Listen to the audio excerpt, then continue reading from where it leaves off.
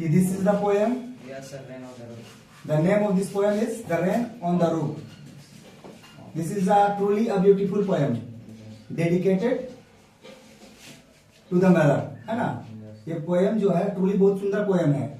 ये पोएम जो है पूरी तरह से माँ के लिए समर्पित है ना, माँ के लिए समर्पित है।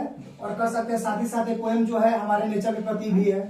This is also called nature poets, nature poem which is composed by Quetzalcoatl. Am I right? Quetzalcoatl, सही है ना। देखिए तो हम लोग एमसीक्यू भी कर लिए, उसके बाद हम लोग चल रहे वीवीआई, जैसा कि लिखा हुआ VVI question, explore the text का क्वेश्चन कुछ उठाए हैं हम, ठीक है।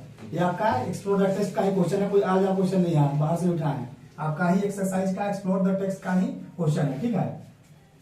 टेक्स्ट का मतलब होता है, तो बता सकते हैं टेक्स्ट का मतलब क्या होता है? टेक्स्ट का मतलब क्या होता है बताइए?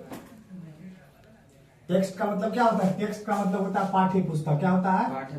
पाठ्य पुस्तक, यानी कि आपके पाठ्य पुस्तक में क्या एक्सप्लोर करना है ना। तो देखिए पहला क्वेश्चन, सेकंड क्वेश्चन ऑलरेडी हम उठा चुके थे। सेकंड क्वेश्चन क्या था कि व्हाट डज, जो हमने लिखे इस पे, what does the poet like to do when it rains.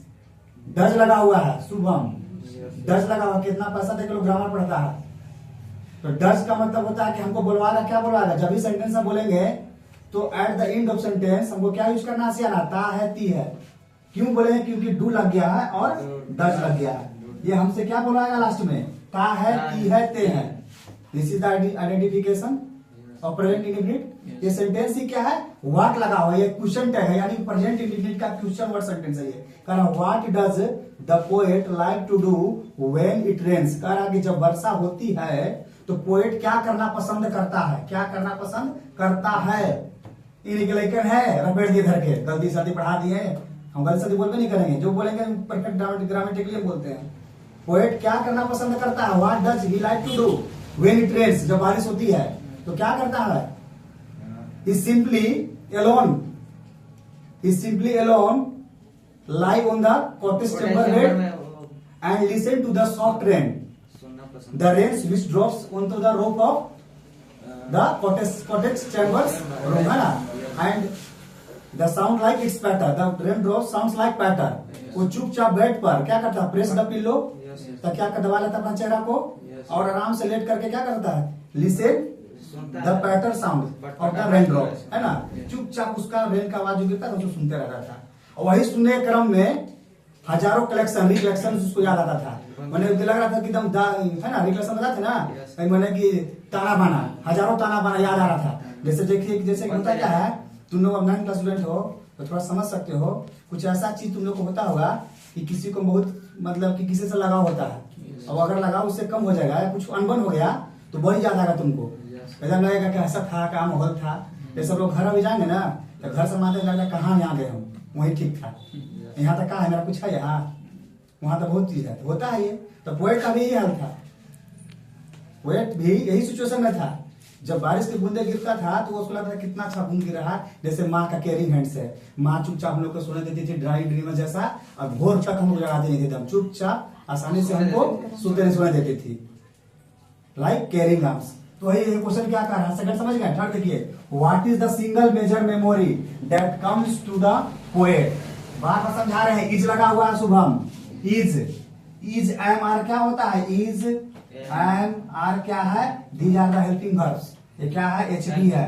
क्या है? एच बी, हेल्पिंग वर्ब है। अगर ये नहीं रहेगा तो मेरा सेंटेंस नहीं बनेगा। हमको यहाँ एक जाना है, हमको इस ओर जाना है, अब बीच में पूरा नदी है, कैसे जाएंगे? तो ब्रिज बनेगा तो ना जाएंगे।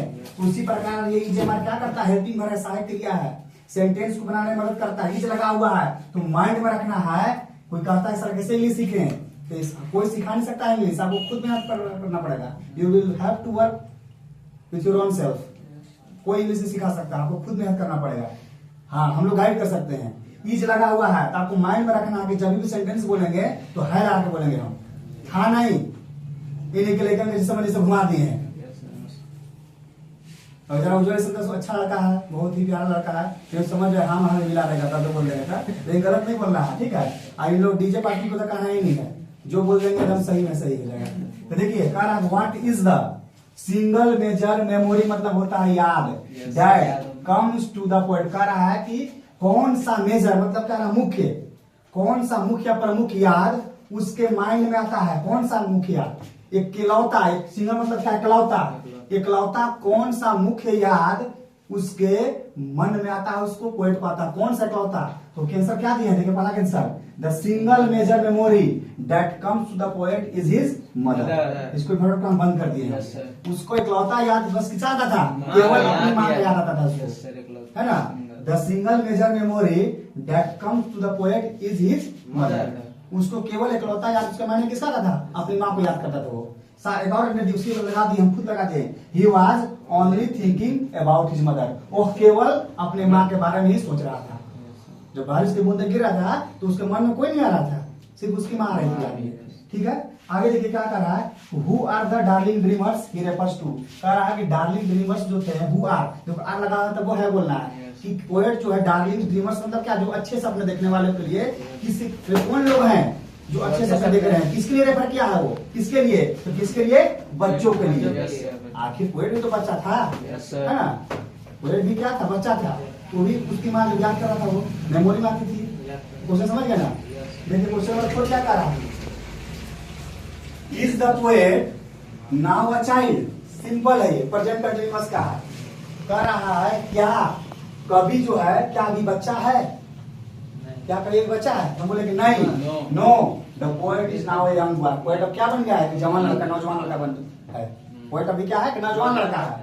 अब क्या क्वेश्चन कर रहा है कि is his mother still alive, still मतलब अभी, क्या माँ उसका अभी भी जिंदा है, स्टिल मतलब क्या होता है अभी, तो नो नहीं, his mother is no more, उसकी माँ अब नहीं, इस दुनिया में नहीं, he is no more, he is no मतलब होता है तो अब वो इस दुनिया में नहीं है। ठीक है ना, नो मोर मतलब क्या होता है, इस दुनिया में नहीं है।